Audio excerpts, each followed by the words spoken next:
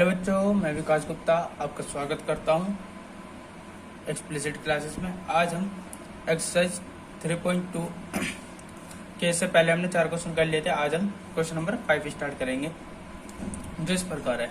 एक आयताकार बाग है जिसकी लंबाई, एक आयताकार बाग है, आयताकार समझते हो कैसा होता है, ये होता है, ठीक है ना। आयताकार बाग है जिसके जिसकी लंबाई कितनी दे रखी है, 4 मीटर दे रखी है, ठीक है ना। क्या कह रहा है, जिसकी लंबाई चौड़ाई से 4 मीटर अधिक है, ठीक है। लंबाई कितनी है, ये लंबाई चौड़ाई से 4 मीटर अधिक है।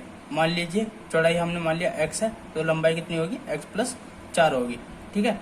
तो ऐसे हम करेंगे। तो हमें क्या करना है, उसका अर्ध परिमाप हमें दे रखा है। अर्ध परिमाप मतलब जो हमें परिमाप दे रखा है उसका आधा, ठीक है। क्या दे रखा है, 36 मीटर, ठीक है। बाकी की विमाई ज्ञात करनी है, बाकी विमाई मतलब लंबाई और चौड़ाई ज्ञात करनी है, ठीक है। तो माना आयताकार बाग की लंबाई, बाग की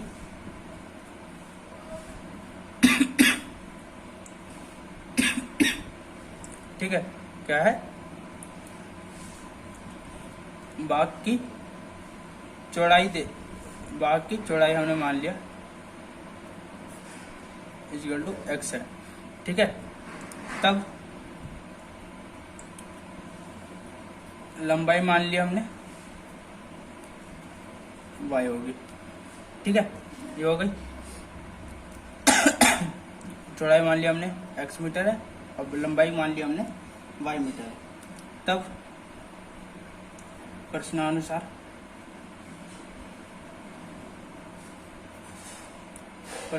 क्या कह रहा है हमें कि बाग की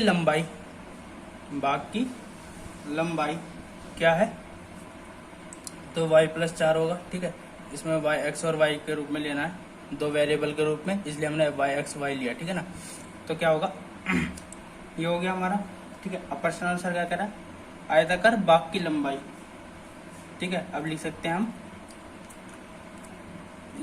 हम क्या कि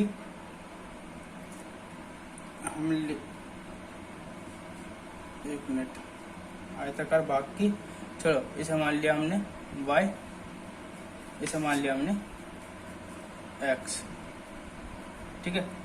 अब ये हो गया हमारा, ठीक है। अब हम कह सकते हैं कि बाग की लंबाई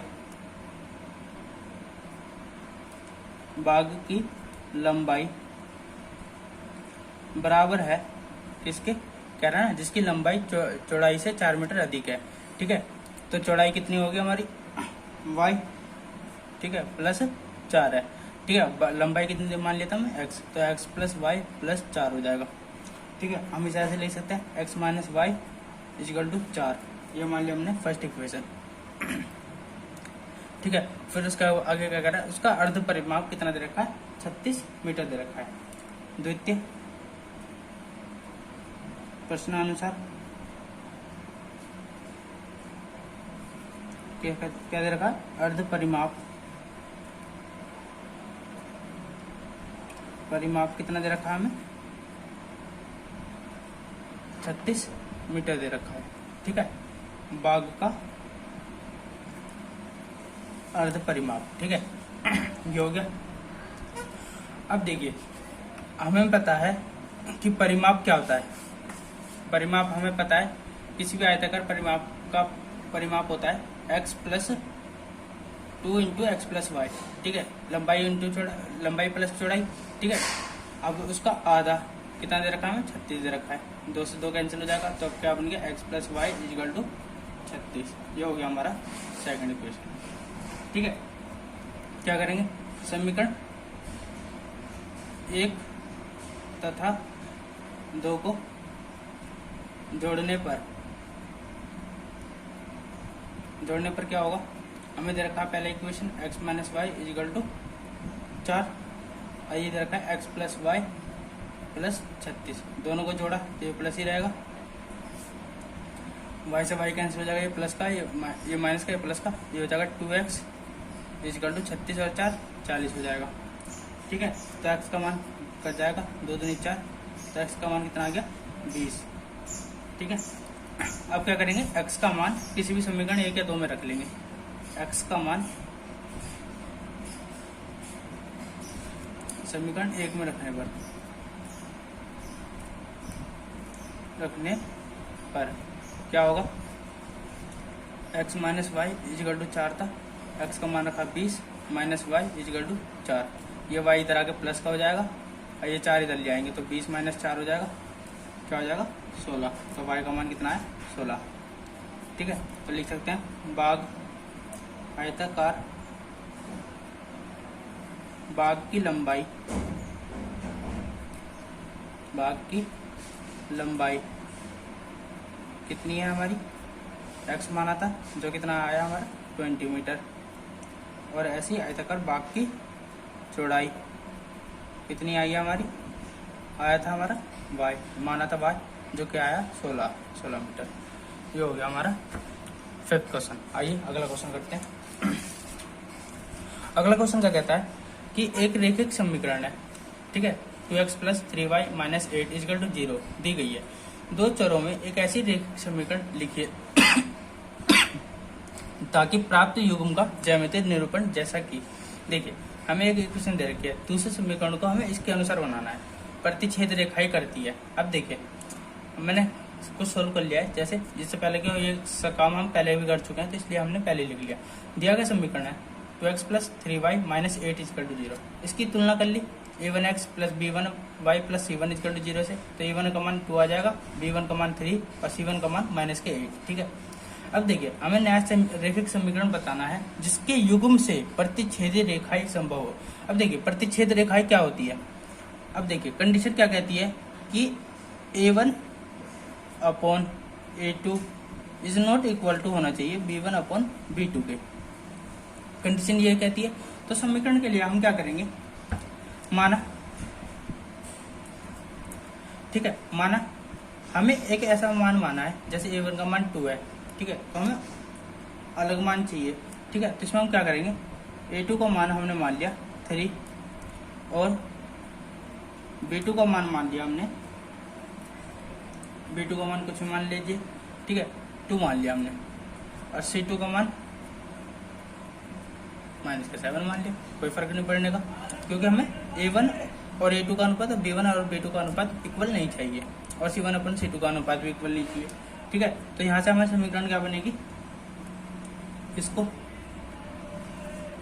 a2x b2y plus c2 equal to 0 के रूप में लिखने पर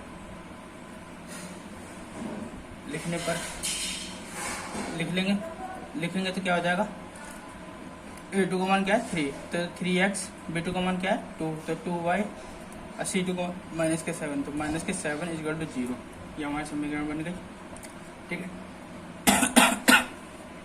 ये हो गया हमारे समीकरण, ये हमारा प्रतिच्छेदी रेखाएं था, क्योंकि हमें a1 और a2 का अनुपात और b1 और b2 का अनुपात c1 और c2 का अनुपात इक्वल नहीं होना चाहिए। ठीक है, आइए दूसरा देखते हैं दूसरा कोऑर्डिनेशन क्या कहते हैं, समांतर रेखाएं। ठीक है, अब देखिए समांतर रेखाएं के लिए हमने उसी प्रकार कर लिया कि दिया गया समीकरण ये है, जिसे a1 b1 और c1 का मान निकाल लिया, समीकरण दिया हुआ था। अब हमें नया समीकरण बताना है जिसके युग्म समांतर रेखाएं संभव हो। अब ठीक है, और समांतर रेखाएं संभव होने के लिए क्या होना चाहिए, a1 अपॉन a1 a2 का अनुपात, b1 और b2 का अनुपात तो इक्वल होना चाहिए, और c1 और c2 का अनुपात इक्वल नहीं होना चाहिए। ठीक है, अब देखिए तो माना, अब देखिए a1 अपॉन a2 मतलब ये इक्वल होने चाहिए, तो क्या करेंगे हम, तो हम a2 का मान भी मान लेंगे, हम 2 मान लेंगे, तो a2 का मान भी हमने 2 मान लिया, और b2 का मान भी हमने 3 मान लिया। ठीक है, अब c1 अपॉन c2 का अनुपात इक्वल नहीं होना चाहिए। ठीक है, तो c1 हमने कुछ और, c2 हमने कुछ और मान लेंगे। ठीक है, और c2 का अनुपात हमने मान लिया माइनस के 12 मान लिया, कुछ मान सकते हैं, आपका मन है, कोई दिक्कत नहीं है, आप 7 8 कुछ ही मान लीजिए, पर इक्वल नहीं होना चाहिए। ठीक है ना, अब देखिए इसकी जगह भी कुछ और मान सकते थे, 4 मान लो, यहाँ 6 मान लो, तो 2 दूनी 4 हो जाएगा, तो 1/2 अनुपात आ जाएगा, और 3 दूनी 6, ये भी 1/2 वो इक्वल हो जाएगा, इसका 7 मान लीजिए तो 8/7 हो जाएगा, तो कोई दिक्कत नहीं होगी। ठीक है ना, इस कंडीशन में इक्वल नहीं होगा। तब क्या होगा, इसको a2x b2y plus c2 equal to 0 के रूप में लिखने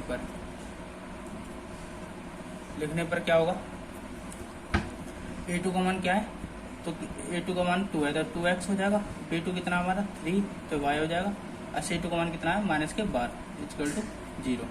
ये हो जाएगा हमारा समीकरण। ठीक है, आइए इसका तीसरा क्वेश्चन करते हैं। तीसरा क्वेश्चन क्या कहता है, तीसरा कंडीशन कहता है जब संपाती हो, एक दूसरे की संपाती हो। दिया गया समीकरण ये था, इसे हमने a1 b1 और c1 का मान निकाल लिया। अब नया समीकरण बताना है, ठीक है, जिसके संपाती रेखाएं हो। संपाती रेखाएं के लिए कंडीशन क्या कहती है कि a1 a2 का अनुपात, b1 और b2 का अनुपात और c1 और c2 का अनुपात तीनों इक्वल होने चाहिए। ठीक है, अब इक्वल होने के लिए क्या करेंगे, अब इक्वल बनाने के लिए हम सेम यही नंबर मान लेंगे, या फिर हम a1 a2 का मान भी 2 और b2 का मान भी 3 और c2 का मान भी -8 मान लेते हैं, तो अनुपात 1:1 आ जाएगा। या फिर कुछ और मान लीजिए, कैसे, क्या अगर मैं इन सब का दुगना ले लूँ, ठीक है, कैसे माना, a2 मान लिया हमने 2 दूनी 4, b2 मान लिया हमने 3 दूनी 6 एंड c2 मान लिया हमने -16। ठीक है, अब कैसे होगा देखिए, अब देखिए जब हम 2/4 लेंगे तो 2 1 2 2 3 4 1/2 आ जाएगा। ठीक है, और जब हम b1 और b2 3 और 6 लेंगे तो 3 दूनी 6 1/2 आ जाएगा। ये हो जाएगा -8 -16 लेंगे तो माइनस कैंसिल, 8 दूनी 16 तो 1/2 ही आएगा। तीनों कंडीशन में 1/2 ही अनुपात आएगा। ठीक है, तो हम समीकरण लिख लेंगे इसको a2x b2y और प्लस c2 इक्वल टू 0 के रूप में लिखने पर क्या होगा, a2 कितना है 4 तो 4x, b2 कितना है 6y और c2 कितना है -16 इक्वल टू 0। ये हो गया हमारा आंसर। ठीक है, ये हो गया हमारा क्वेश्चन नंबर 6 भी। आइए क्वेश्चन नंबर 7 करते हैं। क्वेश्चन नंबर 7 क्या कहता है कि समीकरण x - y + 1 इक्वल टू 0 और 3x + 2y -12 इक्वल टू 0 का ग्राफ खींचिए। x अक्ष और इन रेखाओं से बने त्रिभुज के शीर्षों के निर्देशांक ज्ञात कीजिए और त्रिभुजाकार पटल को छायांकित कीजिए। अब देखिए, जो हमारा ये है, इसे हमें ग्राफ के सहायता से वो करना है और इसे ग्राफ पे हमें ऐसे निर्देशांक बनाने हैं कि वो एक त्रिभुज के रूप में बने। ठीक है, आइए शुरू कर लेते हैं। पहले हमारा इसका दिए गए समीकरण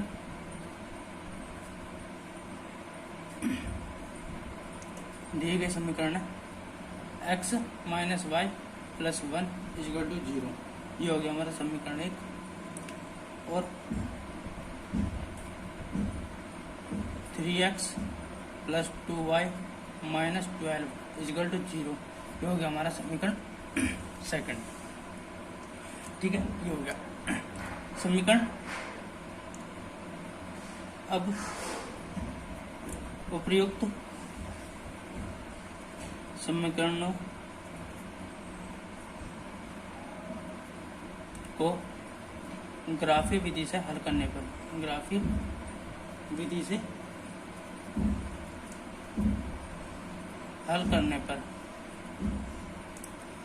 पर क्या होगा कि समीकरण 1 ले लेंगे। समीकरण 1 से समीकरण 1 कहता है x - y + 1 इक्वल टू 0। ठीक है, अब देखिए इसे समीकरण बना लेंगे, टेबल बना लेंगे। इसे मान लिया x, ये हो गया 1, 3 मान निकालेंगे हम इसमें भी। ठीक है, अब x के ऐसे मान मानने हैं कि y का मान वे ऐसे ही हो। ठीक है ना, तो मान लेते हैं x का मान क्या मान लिया हमने, -1 मान लिया। जब हम रफारे करने के लिए जब x का मान -1 मानेंगे तो ये -y + 1 -1 + 1 ये हो जाएगा 0। तो y का मान कितना आ गया 0। ठीक है, इस ऐसे मान हमें मानने हैं कि हमारा सॉल्यूशन बढ़िया हो। ठीक है ना, हम मान लेते हैं x का मान 0, बढ़ते जाएंगे। जब हमने x का मान 0 माना तो माइनस y हो जाएगा, a प्लस के 1 हो जाएगा इक्वल टू 0। ये हो जाएगा y इधर आके प्लस का हो जाएगा, y इक्वल टू 1 हो जाएगा। ठीक है, अब मान लेते हैं x का मान 1 मान लेते हैं। जब हमने x का मान 1 माना, ये 1 minus y plus 1 equal to 0, तो हो जाएगा 2 माइनस y इक्वल टू 0, तो y का मान कितना आ जाएगा 2 हो जाएगा। ठीक है, अतः समीकरण 1 से प्राप्त बिंदु कौन कौन से होंगे? ए मान लिया हमने -1 0, बी मान लिया हमने 0 1 एंड सी मान लिया हमने 1 और 2। ठीक है, आइए देखते हैं समीकरण 2 में। समीकरण 2 से अब समीकरण 2 क्या कहता है कि 3x plus 2y minus 12 equal to 0। ठीक है, इसे भी एक टेबल के तहत सारे सॉल्व करेंगे। इसे मानक तालिका कहते हैं। ठीक है ना, ये भी मान लिया x, ये हो गया y, 3 मान निकालेंगे इसके भी। ठीक है, अब देखिए जब हमने x का मान 2 रखा, कुछ भी मान रख सकते हैं, 1 2 3 4 आप कुछ भी रख सकते हैं, 1000 भी रख लीजिए, कोई दिक्कत नहीं है, पर हम ऐसा मान मानेंगे तो हमारे ग्राफ पे बड़े तरह शो हो जाए। ठीक है ना, आइए देखते हैं। अब मान लिया हमने 2 माना, x का मान 2 माना। जब हमने x का मान 2 माना तो हो जाएगा 3 गुणा 2 plus 2y minus 12 equal to 0। ठीक है, ये हो जाएगा 3 दूनी 6 plus 2y minus 12 equal to 0। तो 12 में से 6 में से माइनस के 12 गया, माइनस के 6 बचेगा, माइनस के 6 इधर आ गया, प्लस का 6 हो जाएगा, तो हो जाएगा 6, तो 2 3 6, तो y का मान कितना है 3। जब हम x का मान 4 रखेंगे तो 3 गुणा 4 plus 2y minus 12 equal to 0। ठीक है, 4 3 12 प्लस 2y माइनस 12, 12 से 12 कैंसिल, तो y का मान कितना आ जाएगा 0 हो जाएगा। ठीक है, जब हमने x का मान 4 लिया तो y हमारा कितना आ गया 0 आ गया। अब ले लेते हैं 6, x का मान 6, तो 3 गुणा 6 माइनस प्लस के 2y माइनस 12 इक्वल टू 0, 6 18 होता है, plus 2y minus 12 equal to 0। 18 में से 12 गया, प्लस के 6, तो इधर आ गया माइनस का 6 हो जाएगा, तो 2y इक्वल टू माइनस के 6, 2 3 6, तो y का मान कितना आया माइनस के 3, जब x का मान 6 था। ठीक है, अतः समीकरण 2 से प्राप्त बिंदु कौन कौन? हमने ए बी सी माना था उसमें, अब इसमें मानेंगे हम डी, तो डी हो गया हमारा 2 और 3, ये हो जाएगा हमारा 4 0 एंड एफ हो जाएगा हमारा 6 माइनस 3। ठीक है, अब इसे ग्राफ पे शो कर लेंगे। अतः अब समीकरणों से प्राप्त बिंदुओं को ग्राफ पर आलेखित करने पर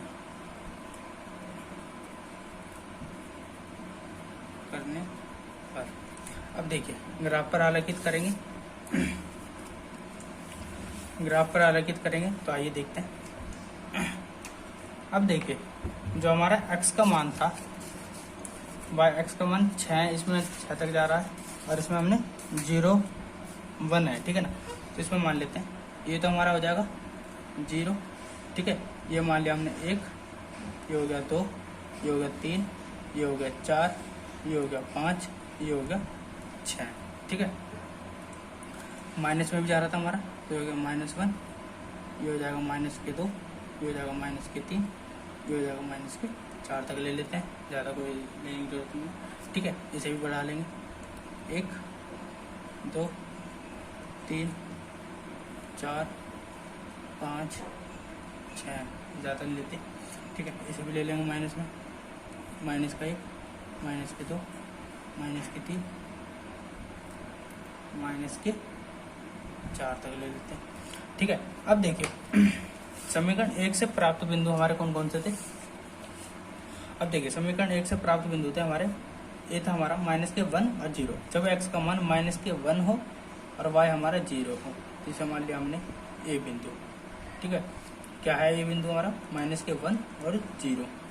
ठीक है, b हमारा क्या कहता है, जब x हमारा 0 हो और y हमारा -1 हो। ठीक है, प्लस का 1, तो ये हो गया हमारा b बिंदु। तो b बिंदु हमारा क्या कहता है, इसे यहाँ ले लेते हैं, b हमारा 0 और 1 है। ठीक है, अब ले लेते हैं c बिंदु 1 और 2। जब हमारा x हमारा 1 हो और y हमारा 2 हो तो ये बिंदु हमारा यहाँ आ जाएगा। तो c ले लिया हमारा 1 और 2। ठीक है, आइए समीकरण 2 से देख लेते हैं।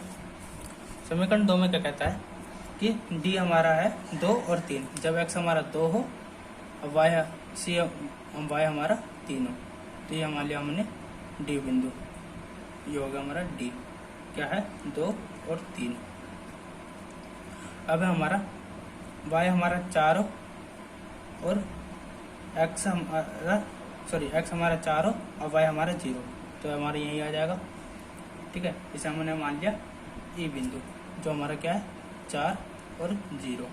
फिर क्या था, x हमारा 6 और y हमारा माइनस के 3, तो ये हो जाएगा इस जगह बिंदु x 6 y 3 माइनस के, तो हो जाएगा f बिंदु 6 माइनस के 3। ठीक है, अब देखिए समीकरण 1 से प्राप्त बिंदु हमारे कौन कौन से थे, a b c। तो a b c को मिला लेंगे, a b c, a b और c।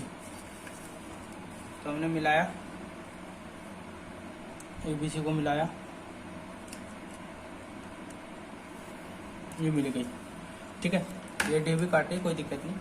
अब मिला लेते हैं समीकरण 2 से प्राप्त डी ई एफ को, डी ई एफ को।